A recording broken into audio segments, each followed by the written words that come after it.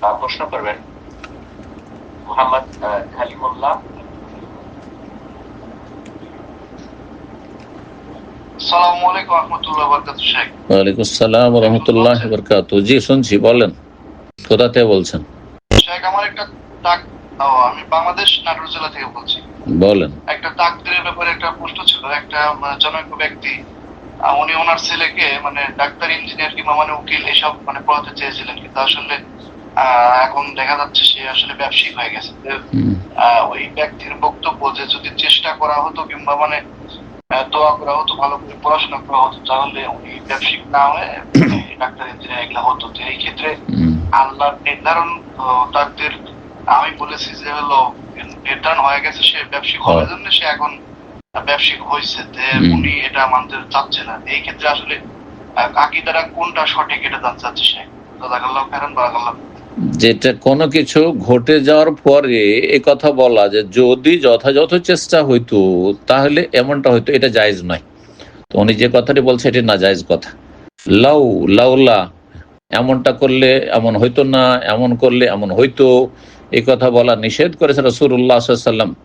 কারণ ফাইন্না লাউ তাফতাহু আবু শয়তান, শয়তানের দরজা খুলে দেয়, বা আমাল শয়তান, শয়তানের কর্মকাণ্ডের সুযোগ করে দেয়। শয়তান তখন বিভ্রান্ত করার চেষ্টা করে আর আক্ষেপ হইতে থাকে যে হাই ভালো করে চিকিৎসা করলাম না, না হলে ছেলেটা আমার বেঁচে যেত, আমার আব্বা বেঁচে যেত, হ্যাঁ যদি ভালো করে চেষ্টা করতাম তাহলে ছেলেটা আমার ডাক্তার হয়ে যেত। এতে সারা জীবন আপনার উপর একটা আযাব থাকবে। হ্যাঁ, এই আযাবটা কেন? আপনার বিভ্রান্তির কারণে, এই যে লাউ যদি করার কারণে। তো কোনো কিছু ঘটে যাওয়ার পরে এটাই ইয়াকিন করতে হবে যে এটি তকদিরে ছিল। কিন্তু ঘটার আগে, অর্থাৎ আপনার ছেলে বা ওই ভাইয়ের ছেলে বিজনেসম্যান হওয়ার আগে বা বিজনেস পড়ার আগে যথাসাধ্য সর্বত্র আপনি চেষ্টা করেন, যেটা পড়াতে চেয়েছেন, ডাক্তার বানাতে চেয়েছেন, আলেম বানাতে চেয়েছেন, তার জন্য আপনি চেষ্টা করেন। কিন্তু চেষ্টা করার পরে হইল না, তার মানে আল্লাহ রাব্বুল আলামিনের সেটি চূড়ান্ত ফয়সালা আছে। মানুষের চেষ্টা তকদিরের কাছে ফেল, কিন্তু তার মানে এই নয় যে চেষ্টা করতে হবে না।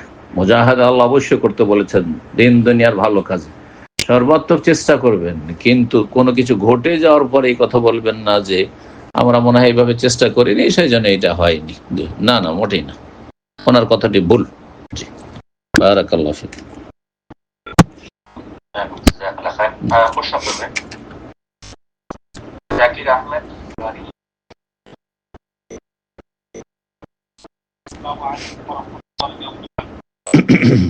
ওয়ালাইকুম আসসালাম ওয়া রাহমাতুল্লাহি ওয়া বারাকাতুহু। আওয়াজ আসে না, এই আওয়াজে প্রশ্ন বোঝা যাবে না। সালাম তো বুঝে নিলাম, আইডিয়া। বলেন। আমি ঢাকা, বাংলাদেশ থেকে বলছি। জি বলেন। একটু সময় দিবেন, আমার প্রশ্নটা একটু বড়।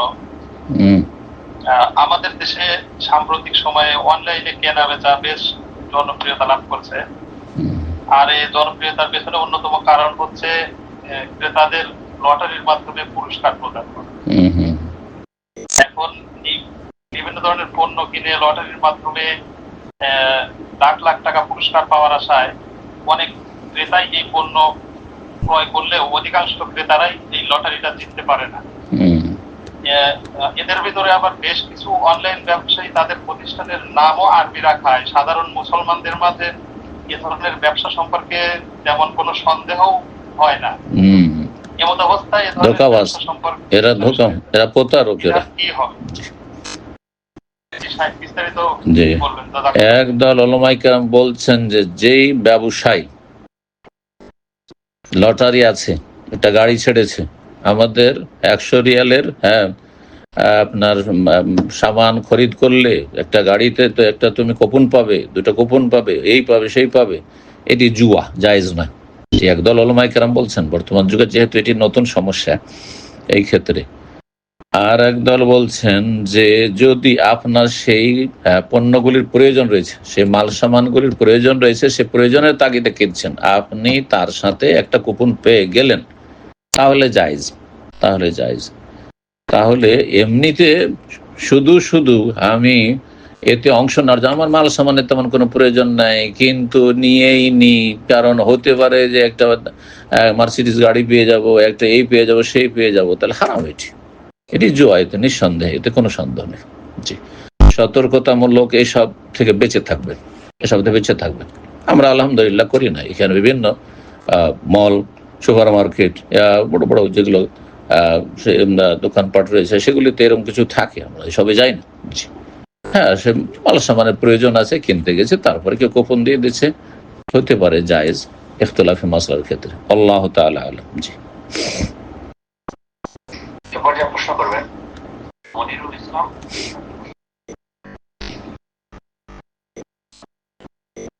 আসসালামু আলাইকুম ওয়া রাহমাতুল্লাহ। ওয়া আলাইকুম আসসালাম ওয়া রাহমাতুল্লাহি ওয়া বারাকাতুহু।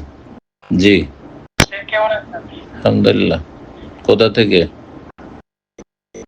আমি ইন্ডিয়া, দক্ষিণ দিনাজপুর, ভৈরবপুর থেকে বলছি। মাশাআল্লাহ, বলো। আমার প্রশ্ন হলো যে আমি সৌদি আরবে ছিলাম 2017 থেকে 2014 থেকে 18 অবধি। কোথায় কোথায় কোন জায়গায়? সৌদি আরব কোন জায়গায়? দামামে ছিলাম, মসজিদে মুতাশিরে ছিলাম। আচ্ছা, ঠিক আছে। ওখানে ছিলাম, আপনার সঙ্গে অনেকবার দেখা হয়েছে। আচ্ছা, ভুলে গেছি হয়তো। ঠিক আছে। তো আমার প্রশ্ন হচ্ছে, ওই ওখানে থাকাকালে একটা জায়গা নিয়েছিলাম, ওই জায়গাটা কেনার পরে আমার মায়ের নামে করেছিল। আমার মা যার কাছ থেকে নিয়েছিলাম উনি অসুস্থ ছিল, তো আমার মায়ের নামে করার পর আমার মা বলেছিল আমি বাড়িতে আসলে ঘুরে দিই। এখন আমি বাড়িতে এসে আপনার ঘুরে দিলাম, দিতে চায় না, মা দিতে চায় না। আরো ভাই বোনেরা আছে? আরো ভাই বোনেরা আছে? হ্যাঁ, আরো ভাই বোন আছে, আমরা 5 ভাই এখন। আমি যখন সৌদি আরবে গিয়েছিলাম বাড়ির টাকা নিয়ে গিয়েছিলাম, আমি আমার বাড়িতে দিয়ে দিয়েছি। আমার বোনের বিয়েতে মনে হয় 2 লাখ টাকার মতো দিয়েছি, বাড়িতে আরো অনেক টাকা দিয়েছি। আমি বলেছি ওই জায়গাটা আমাকে দিয়ে দেন, তখন আমাকে দেন। আমি আগে বলেছি যদি আপনি মারা যান তাহলে আপনার জানাজায় আমি দাঁড়াবো। এটাকে আমি ভুল করেছি।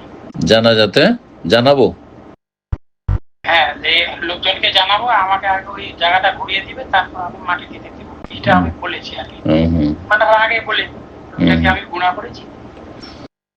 বাপ মা যদিও জুলুম করে, তবুও তাদের সাথে খারাপ আচরণ করা যাবে না। নিঃসন্দেহে আপনার মা এটা জুলুম করছে, কারণ টাকা আপনার, আর আপনার টাকা দিয়ে সেই জমি জায়গাটা কিনা হয়েছে। শুধু মায়ের নামে করা হলেই সেটা তার হয়ে যায় না, এতে কোনো সন্দেহ নেই, কারণ সম্পদ আপনার। আর তারপরে অলরেডি বলাও আছে যে এটা আমি আসবো তখন আমাকে দিয়ে দিবেন, আর তারপরে দিচ্ছেন না, এটা তিনি চরম অন্যায় কাজ করছেন, বান্দার হক নষ্ট করছেন।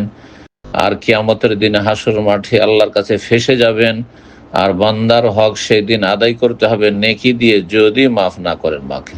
এতে কোনো ছাড় নেই, বাপেরও ছাড় নেই, মায়েরও ছাড় নেই, স্বামীরও ছাড় নেই, স্ত্রীরও ছাড় নেই, কারো ছাড় নেই। রবের কাছে সবাই বান্দা। ইনকুল্লু মান ফিস সামাওয়াতি ওয়াল আরদি ইল্লা আতির রহমান আবদা। আসমান জমিনে জিবরাইল, মিকাইল, আম্বিয়া, রসুল, যে কেউ আছে ছোট বড় সবাই আল্লাহর সামনে আব্দ, দাস হয়ে, গোলাম হয়ে, অসহায় হয়ে হাজির হবে। বাপ মাও আসামের কাঠগড়ায় হাজির হবে, পাপী হয়ে যদি হাজির হয়, আর ছেলে মেয়েরাও হাজির হবে। সুতরাং আল্লাহকে যেন ভয় করেন আপনার মা, এবং তাকে তওবা করার তৌফিক দান করেন, সংশোধনের তৌফিক দান করেন, বা আপনার সম্পদ ফিরিয়ে দেওয়ার জীবদ্দশায় তৌফিক দান করেন। মায়ের জানাজা অবশ্যই যতই জালেম হোক না কেন মায়ের জানাজায় হাজির হইতে হবে। জি, আর জানাজা পড়তে দেব না এমন কথা বলা ঠিক হবে না, তবে সেখানে বলা যেতে পারে যে আমার মায়ের উপর আমার একটা হক আছে, সেটা হচ্ছে যে আমার জমি তার নামে করেছিলাম আমার টাকা দিয়ে, সেটা আমি তার কাছে পাওনা আছে।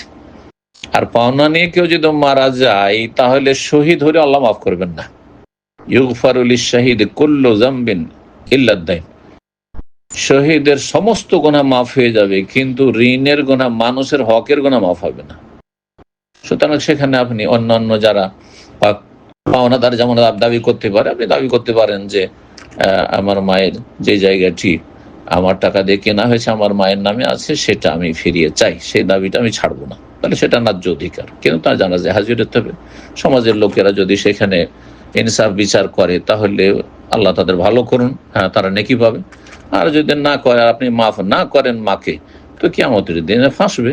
জি, আল্লাহ হেদায়েত দান করুন, এবং কিয়ামতের আযাব থেকে, জাহান্নামের আযাব থেকে আল্লাহ তাকে বাঁচার তৌফিক দান করুন। আল্লাহ আপনার ভালো করুন, রুজিতে আল্লাহ বরকত দিবেন। যদি জুলম অত্যাচার করে নিয়েও নেয়, মনে রাখবেন আর আপনার সম্পদ সমস্ত ভাই বোনকে ভাগ করে দিয়ে দিল, মানে মারা যাওয়ার পর সবাই ভাগ বসাইলো, তাদের জন্য জায়েজ নয়। আপনার ভাইদের জন্য, বোনদের জন্য জায়েজ নয়। ওরা জানছে যে এটা আমার ভাইয়ের টাকা দিয়ে সে বিদেশ থেকে করে এসেছে কষ্ট করে, আর তারা যদি সেটা ভাগ হিসাবে নেয় তো তাদের জন্য হারাম, তাদের জন্য হারাম। এই নয় যে মায়ের নামে থেকে গেছে সেজন্য আমাদের জন্য হালাল হয়ে যায়, মোটেই হালাল না। যদি অন্তর থেকে আপনি আপনার স্বতঃস্ফূর্ত ভাবে, হ্যাঁ, যদি আপনি সেটাকে তাদের জন্য হালাল না করেন তো হালাল নয়, হারাম তাদের জন্য এই রুজি। আল্লাহ সকলকে হেদায়েত দান করুন। জি, প্রশ্ন করবেন এসকে ফাইজুল ইসলাম সালাফি।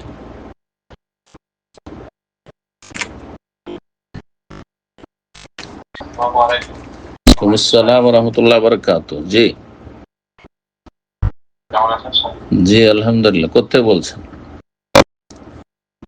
পশ্চিমবঙ্গের পশ্চিম বর্ধমান জেলা। বলেন, প্রশ্ন বলেন। আমার প্রশ্নটা হচ্ছে যে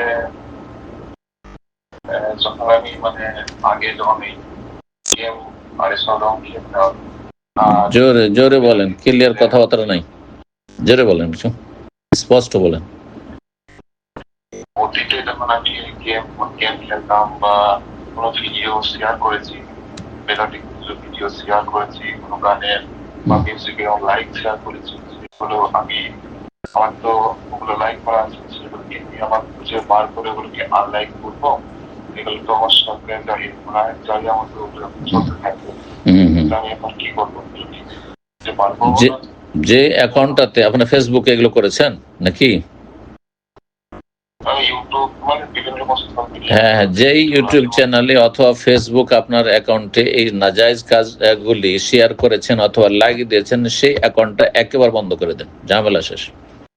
কারণ তলাশ করে করে করে কত আর মুছবেন, সেই অ্যাকাউন্টটাকে ক্লোজ করে দেন, বন্ধ করে দেন, আর তারপর নতুন করে আপনি নতুন স্বচ্ছ পরিষ্কার অ্যাকাউন্ট খুলেন, ফেসবুক হোক অথবা আপনার চ্যানেল হোক ইউটিউবের, আর তারপরে ভালো জিনিস আপলোড করেন। আর এগুলো ভালোগুলো ইন্নাল হাসানাত ইউযহিবুনা সাইয়্যাত, আল্লাহ বলছেন নেকির চ্যানেলটি গুনহার চ্যানেলকে আল্লাহ মুছে দেবে। সুতরাং অতীতে যা হয়েছে সেগুলোর গুনহার বোঝা তখন উঠাইতে হবে না, কিন্তু চ্যানেল থেকেই যাবে ইউটিউবে, আর কেউ না কেউ সেটা সার্চ দিয়ে পেয়ে যাবে, আর সেটা শুনবে, আর সে গুনায় শরিক হবে না, এটা গুনাহ হবে, এই গুনাহ চলতে থাকবে। তাহলে এই জন্য আপনাকে যেটা পরামর্শ দেবো সেটা হচ্ছে আপনি ওইসব অ্যাকাউন্টগুলো বন্ধ করে দেন। জি, জাহিলিয়াতের যুগের অ্যাকাউন্টগুলো বন্ধ করে দেন। জি, চ্যানেল বন্ধ করে দেন। বারাকাল্লাহ। জি,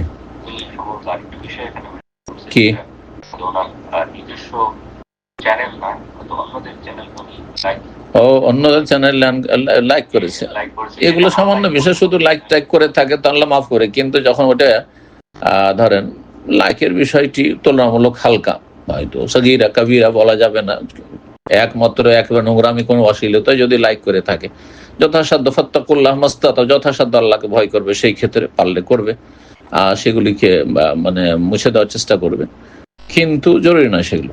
কিন্তু যেগুলো শেয়ার করেছে, হ্যাঁ অবশ্যই সেগুলো শেয়ার করে দিয়েছে, তার মানে সে তাতে সরাসরি জড়িত, আর সেটা তার মাধ্যমে প্রচার হচ্ছে। জি, তার ফ্রেন্ডের ফ্রেন্ড তারা দেখছে, অথবা অনেকে দেখছে, তো সুতরাং সেগুলিকে মুছে ফেলার চেষ্টা করবে, অথবা সে অ্যাকাউন্টগুলি বন্ধ করে দেবে। জি, বারাকাল্লাহ। প্রশ্ন করবেন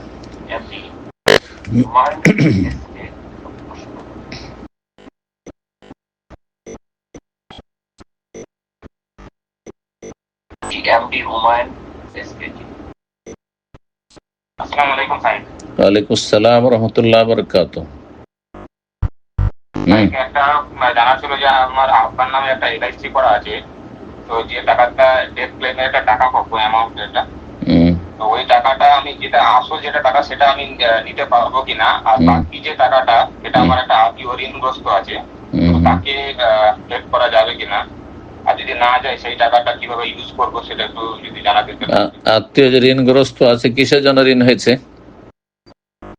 খাওয়া দাওয়ার অভাব ছিল না সে সুদি কারবার করার কারণে? হ্যাঁ,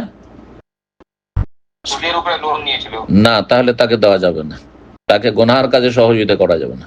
জি, তাহলে একেবারে যারা অসহায়, নিঃস্ব, কিছুই নেই, বাড়ি ঘর নেই, অথবা চিকিৎসা করাতে পারছে না, মারা যাবে, এত অভাব যে চিকিৎসা না করলে মারা যাবে, একেবারে অসহায় যারা খেতে পাচ্ছে না, নদীর ভাঙনে তাদের বাড়িঘর সব শেষ হয়ে গেছে, বা এইরকম অসহায় যারা আছে তাদেরকে মুক্ত হওয়ার জন্য দিয়ে দিবে অতিরিক্ত টাকাটি। আর যে মূল সম্পদ যেটি রয়েছে আপনার বাবার LIC-তে ডিপোজিট করা মাসের মাস, বা যা কিছু হোক না কেন, যেভাবে হোক না কেন, সেটা আপনাদের জন্য জায়েজ, সেটা আপনাদের জন্য জায়েজ।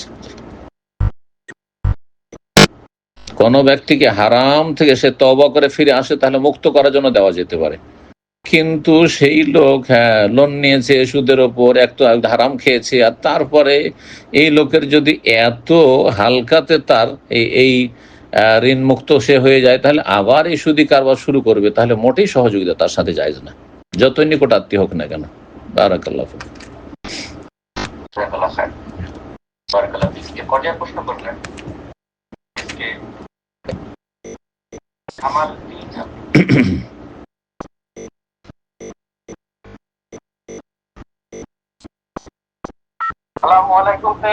ওয়ালাইকুম আসসালাম রহমতুল্লাহ। আমি পশ্চিম বাংলার হুগলি ডিস্ট্রিক্ট থেকে বলছি, আমি থাকি অন্ধ্রপ্রদেশ। বলেন প্রশ্ন। আমাদের এখানে মসজিদে ওই জানাজার নামাজি জোরে জোরে পড়ে, সূরা ফাতিহাও জোরে পড়ে, দরুদও পড়ে, দোয়াটাও জোরে পড়ে। আস্তে পড়াটা বেশি উত্তম, আস্তে পড়াটা হচ্ছে সুন্নাহ, সহিহ সুন্নাহ উত্তম, কিন্তু যারা জোরে পড়ে তারা একটি হাদিস ইবনে আব্বাস রাদিয়াল্লাহু তাআলা আনহুমা থেকে যে বর্ণিত, সেটা থেকে ভুল বুঝেছেন। উনি বলেছেন যে এটা তোমাদেরকে শিক্ষা লিয়ে তাআলাম আন্নাহা সুন্নাহ, তোমাদেরকে জানানোর জন্য যে এটা হচ্ছে সুন্নাত তরিকা। আমি জোরে পড়লাম, তাহলে জোরে পড়া জানা যায় সূরা ফাতিহা অথবা জানাজার দোয়া সুন্নাত নয়, বরং তালিমের জন্য, শিক্ষার জন্য মাঝে মধ্যে কখনো তোমাদেরকে শিক্ষা দেওয়ার জন্য এরকমটা করলাম, এটা জায়েজ। কিন্তু কন্টিনিউ সেটা জেহেরি সালাত করে নেবে, জোরে তেলাওয়াত সূরা ফাতিহা, জোরে আল্লাহ মাগফির লি আহইয়ানা মাইয়াতিনা, এটা সুন্নাতের খেলাফ, নামাজ হয়ে যাবে সুন্নাতের খেলাফ কাজ করেছে, কিন্তু উত্তম কাজ ছেড়েছে বা সুন্নাহ পরিত্যাগ করেছে। জি, জায়েজ আপনাদের ইক্তেদা করা। আপনি জোরে পড়বেন না, আপনি জোরে পড়বেন, আস্তে পড়বেন। প্রশ্ন করবেন তাসলিমা বেগম।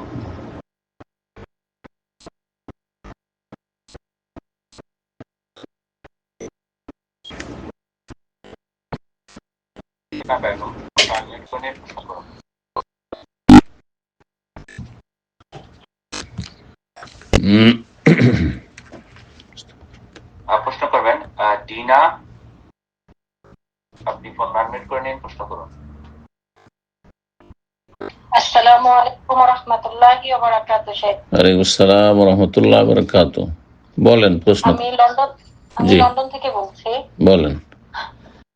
আমাদের লন্ডনে কিছু কিছু মসজিদে নিজের লাশ কিনে যাওয়ার জন্য একটা এজেন্সি করা হয়, ইন্স্যুরেন্স করা হয়, যেটা মসজিদে মাসিক কিছু টাকা রেখে আপনি যতদিন পর্যন্ত জীবিত থাকবেন ওইখানে আপনি কিছু ফান্ড রাইজিং এর মতো দেওয়া হয়। ওই টাকাটা যখন আপনি মৃত্যুবরণ করবেন ওই টাকা থেকে আপনার লাশের দাফন কাফন যা আছে সব করা হবে। তো এটা কতটুকু শরিয়া সম্মত কাজ? জায়েজ, এটা কি করা যাবে? এটি জায়েজ আছে, জায়েজ আছে। এটাকে ওলামারা বলছেন যে তামিন তাআউনি, বা সহযোগিতা করেছেন, আপনি প্রতি মাসে আপনি তাতে অংশ নিচ্ছেন নেকির কাজে, জায়েজ আছে। আপনার হোক অথবা হয়তো আল্লাহ আপনার রুজি অন্য জায়গায় রেখেছেন, দেশে গেলেন ছুটি, সেখানে মারা গেলেন, জরুরি নয় যে আপনাকে সেখানেই আপনাকে তাদের কাছ থেকে খরচটা নিতে হবে। আপনি সহযোগিতা করছেন, নিয়ত করবেন যে আমি এতে সাদাকা করছি, অংশ নিচ্ছি, আর আমি মারা গেলে এখান থেকে আমারও দাফন কাফনের ব্যবস্থা হবে, আর আমার মুসলিম ভাই বোনদের এখান থেকে দাফন কাফনের ব্যবস্থা হবে। জায়েজ ইনশাআল্লাহ, কোনো অসুবিধা নেই। আল্লাহ তাআলা আলাম। জি, পর্যায়ে প্রশ্ন করবেন শফিকুল ইসলাম, আপনি প্রশ্ন করুন।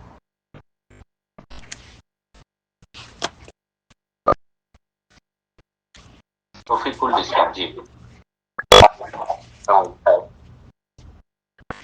আসসালামু আলাইকুম ওয়া রাহমাতুল্লাহি ওয়া বারাকাতুহু। ওয়ালাইকুম আসসালাম ওয়া রাহমাতুল্লাহি ওয়া বারাকাতুহু।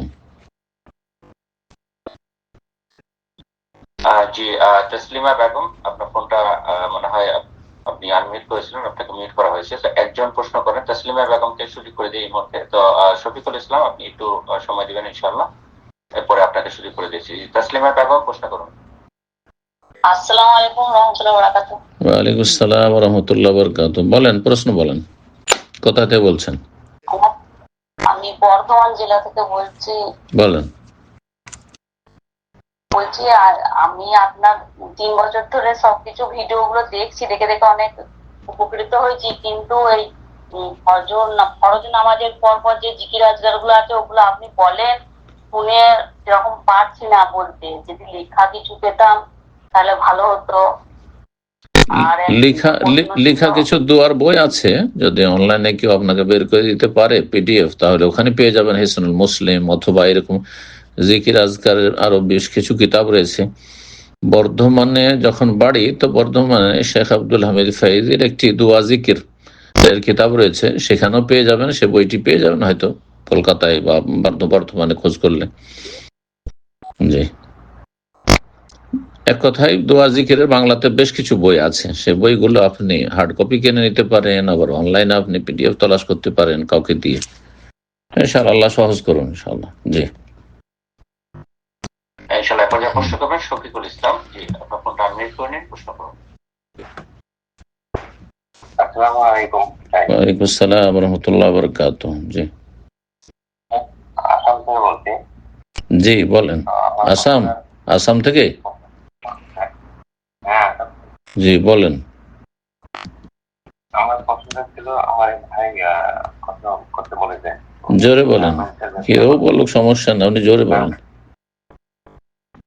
গার্মেন্টসের ব্যবসা করে, তো মানে ওনার নেটওয়ার্কিং ব্যবসা, তো তার জন্য আমার একটা দোকান ভাড়া নিতে, তো এত আস্তে কথা বোঝা যায় না, প্রশ্ন বুঝিয়ে বলতে হবে।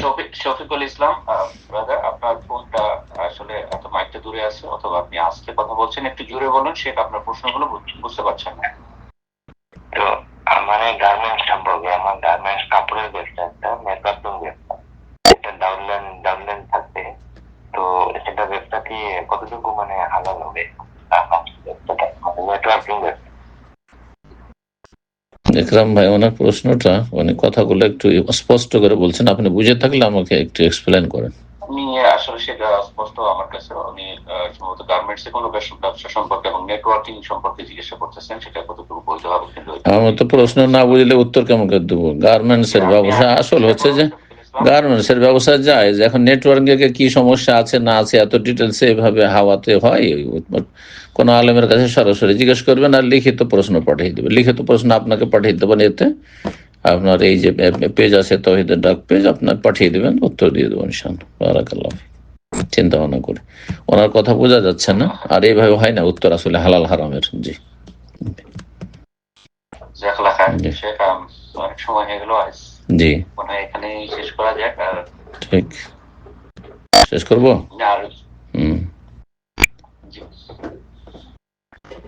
শেষ করি তাহলে নাকি? জি, ইনশাআল্লাহ। জাযাকাল্লাহ খাইর। সেটা অনেক সময় হয়ে গেছে, আজকে এখানে শেষ করি। অসুবিধা নেই। অনেকেরই প্রশ্ন আছে, আসলে অনেক প্রশ্নকারী আছেন, সম্ভব না সকল প্রশ্ন নেওয়া। জি জি ইনশাআল্লাহ, সামনের সপ্তাহে ওনাদেরকে সুযোগ দেবেন ইনশাআল্লাহ। আল্লাহ তৌফিক দান করুন। বারাকাল্লাহু ফিকুম। আল্লাহ রাব্বুল আলামিনের কাছে দোয়া করি যে সব ভাই বোন আমাদের সাথে থাকলেন, আল্লাহ রাব্বুল আলামিন তাদেরকে আরো বেশি তৌফিক দান করুন, উপকারী জ্ঞান দান করুন, নেক আমলে তৌফিক দান করুন, সমস্ত বালা মুসিবত থেকে আল্লাহ হেফাজতে রাখুন, রুজিতে আল্লাহ বরকত দান করুন, মানসিক শারীরিক পারিবারিক সার্বিক শান্তি দান করুন, এবং দুনিয়া আখিরাতে সার্বিক খায়ের এবং বরকত দান করুন।